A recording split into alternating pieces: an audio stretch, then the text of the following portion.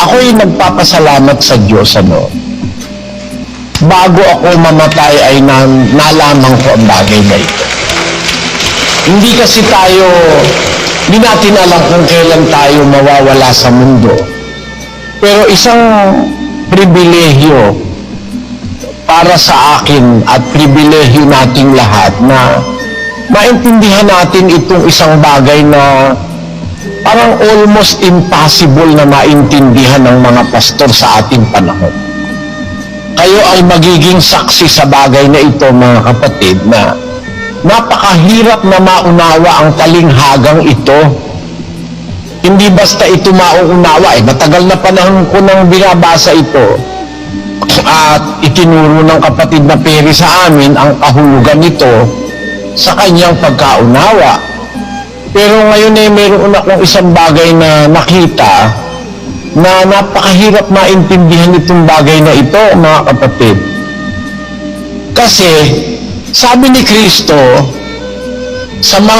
dun sa mga Pariseo na akala natin nung una sa atin sinasabi, eto pala yung sinasabi niya, hindi naman sa atin. Ako magbabasa sa 19 ng Juan at versikulo 40, babasahin ko ng tuloy-tuloy, mga kapatid, hanggang makalagpas tayo sa gist.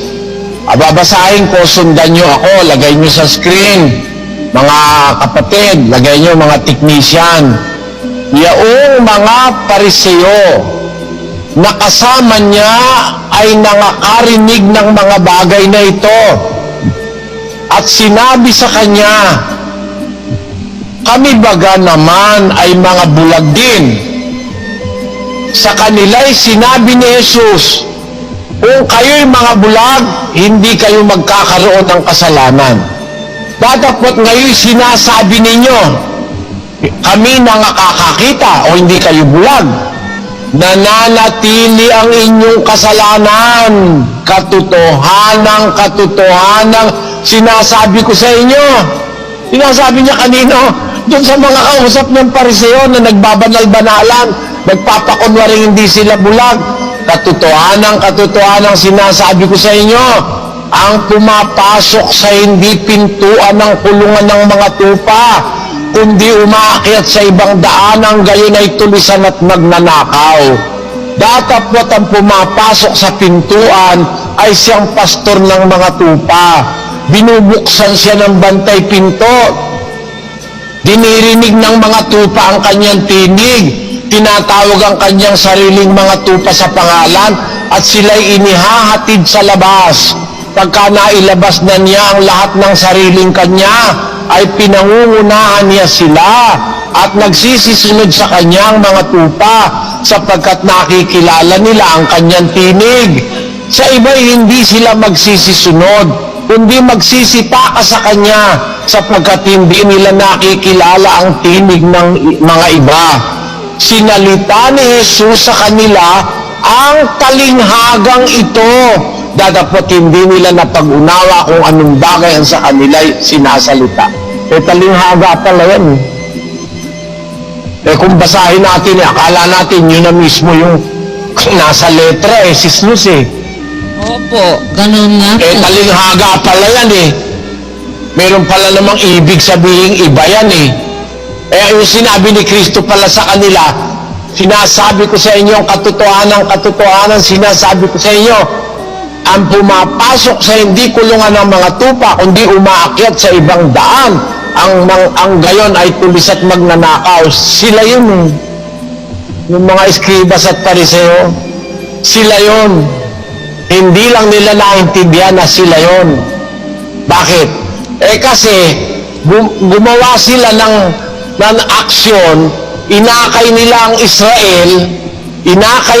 Israel, ang bayan ng Diyos. Hindi naman sila pumasok sa talagang pintuan ng kulungan. Wala silang permiso ng bantay pinto. Basta't umakto lang silang mga saserdote at mga tagapagtanggol ng kautusan. Hindi naman sila inilagay ng Diyos. Kaya sila yung tulisan at magnanakaw na pumasok sa pintuan ng kulungan ng mga tupa. Tandaan nyo mga kapatid, may kulungan ng mga tupa. Ang mga tupang yan, yung mga unang tupa ni Kristo na nakakulong na sa kulungan, nasa kulungan yan. Alin ang kulungan? Ang Israel ang kulungan. Oh, nakakuha mo, kapatid na Dani. Opo, kapatid na Eli, yung po palang kulungan na noon, yun ang Israel. Na kung sa Bayan ng Diyos na Israel.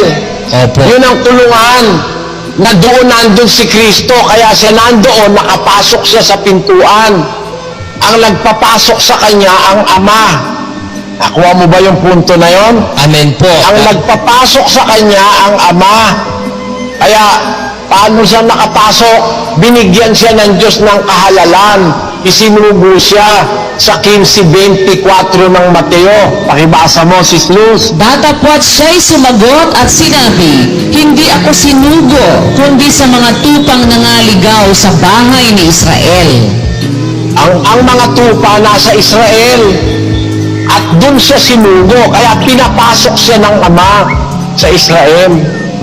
Nakukuha mo yung punto na yon, kapatid na Luz? Opo, awa ng Diyos, naintindihan po namin na kaya yun nga po pala ang kulungan noon ay yung Israel.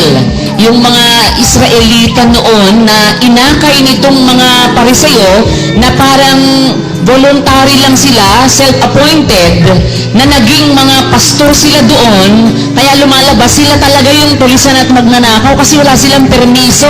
Pumasok sila sa kulungan, ang kulungan ay yung bayang Israel, nandun yung mga unang tupa ng Diyos noon, na hindi naman otorisado itong mga Pariseyo para maging pastor nila. Ang pastor talaga, ang Panginoong Jesucristo, kasi siya yung may permiso ng Ama. Siya yung pinahintulutan ng Ama na pumasok doon. Siya yung pastor talaga. Hindi po yung mga Siya ang talagang pastor dahil siya ang pinahintulutan lang naman pumasok kasi sabi niya, hindi ako sinugo kundi sa mga tupa sa bahay ni Israel. Para makapasok ka talaga sa kulungan ng tupa o sa Israel, dapat sugo ka. Siya ang sinugo para doon sa mga yun Hindi naman itong mga dinatnan niya Kasi ang sabi niya doon sa talinghaga, yung mga nauna sa akin, mga tulisan at magnanakaw. Opo. Basahin mo yung 18. Ang lahat ng nangauna sa aking nagsiparito ay mga magnanakaw at mga tulisan. Datapwat hindi sila dininig ng mga tupa. Ang ibig sabihin yung mga kausap niya, yung mga Pariseyo na yun na umaakay sa Israelita nung panahon bago siya dumating.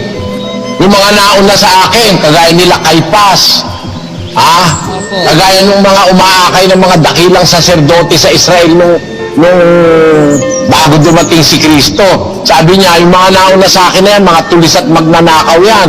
Kaya sabi niya doon sa mga Pariseo, kaya sabi ko sa inyong katotohanan, ang hindi umaakyat ang hindi pumapasok sa talagang sa pintuan ng kulungan ng mga tupa, kundi umaakyat sa ibang daan, ang gayon tulis at magnanakaw, sila yun Opo. Sila yon. Ngayon, ano ngayon yung talinghaga? Sa 10:2, Datapwat ang pumapasok sa pintuan ay siyang pastor ng mga tupa. ayon, ang pumapasok sa pintuan, kung ibig sabihin, kumbaga, ang pagpasok ay legal, hindi illegal. Ang entry niya, legal entry. Sa pintuan siya. Kumbaga, sa isang bansa, dumaan siya sa airport, sa immigration. Hindi illegal, hindi siya inilagay sa maleta at inilagay doon sa conveyor. Hindi ganon. Kundi, pumasok siya talaga sa legal na paraan. Dumating siya sa Israel, may hula bago siya pagkatapos naganap yung pagpasok niya sa Israel nung magbautismo siya kay Juan. At tatandaan niyo yung mga talatang binasa ng kapatid na Daniel, Nag-umpisa yung kanyang ministeryo, pumasok na siya sa Israel mula sa pagkabautismo ni Juan. Naglalabas-masok na siya sa Israel.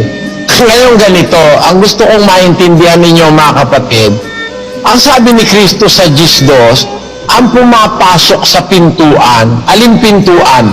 Yung pintuan ng kulungan. Kasi sabi niya, yung pumapasok, hindi sa pintuan ng kulungan, tulis at magnanakaw.